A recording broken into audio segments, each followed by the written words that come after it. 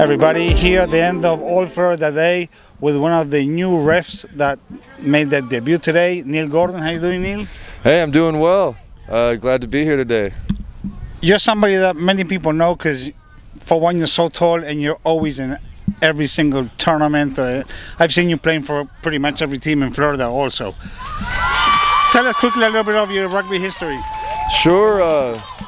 I lost a couple poker tournaments and got a job at a bar in Albuquerque where not knowing it was the sponsor bar for the New Mexico Brujos in Albuquerque, New Mexico, they convinced me to play rugby. Here I am 10 years later and had a lot of fun playing rugby in Key West, but we don't play too often, so I was always coming up for any tournament I could play. Got to know a bunch of people, and man, no matter what team I'm playing with or watching, it's really easy to complain to the ref or about the ref. It's not so easy to be the ref. There's a lot going on at the same time. So, this is actually your first day. I always, when I interview the referees, I always ask them about their first game. Now this is the first time I get to ask after the first game. So how was it? Because you go into the course, which is, it's just like theory, and now you get in the middle. Sure, yeah, it's important to know the laws. It helps to play the game. And the class helps. We get out there and move around together. You have some fans here, apparently. Oh yeah. Ladies, please. Oh yeah, autographs later. But it's not the same as actually getting out and doing it. It's important to try to be standing in the right spot. That's 9/10 of the battle, is get to the right spot early so you can see without being in the way. It's tricky to find the balance between being close enough to see without being in the way of the players. And yeah, that's the biggest thing. The biggest takeaway for me is just that there's a lot going on all at the same time, and it's just different. You can't really. It does help to prepare, but you don't really learn how to do it until you step out and do it. So it's good to have a day like All Florida Day, where we have to work together with other veteran referees, helping show me the ropes, get some experience. So it's like many times you have to pick one of the things you're gonna call, right? Exactly, and there's always something you could call, but I'm not necessarily going to call someone. Like, if someone's got their hands in clean to pick the ball well, but their teammate who tackled didn't move away, the pick's clean, but there should be no pick because first tackler didn't roll away, so assist tackler can't pick. So just there's little things like that with like order of operations.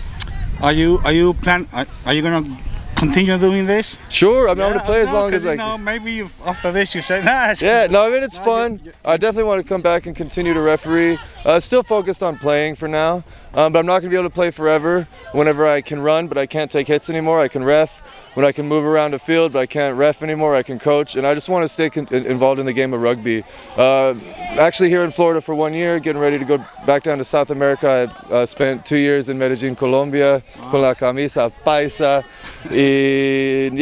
So planning to go to Buenos Aires, play the best level of rugby we have to offer here in the Americas, but also develop as a coach and referee to bring whatever I can learn in South America back to Florida, back to New Mexico, Colorado, to help USA get better with referees, coaches, and youth rugby. Awesome.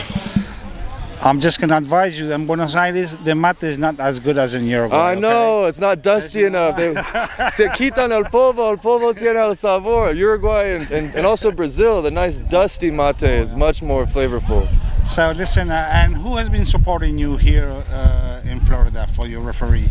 Definitely just the union. President Rick is just getting information out there when the classes are available. The Referee Society helping me carpool to the class, to the event here today. So definitely just the same camaraderie you get with rugby players, you get with rugby coaches and referees. I know you also did the coaches course, right? So you're like coach, referee, player. Yeah. Yeah, I mean, I think just in USA we're the sleeping giants for rugby. Who knows when we're going to wake up. So much potential. But in order to tap into that potential, we really need to focus on youth rugby, coaching and refereeing. So if I'm going to say that, I need to do that. Awesome, man. So very, very nice to see you. Any screw up today that you can? Yeah. You can remember? Yep. I had a ball that wasn't straight on the line out, so it obviously wasn't straight. I whistled it. And then the team asked me why I didn't let them play the advantage. I told her, hey, that's a good question.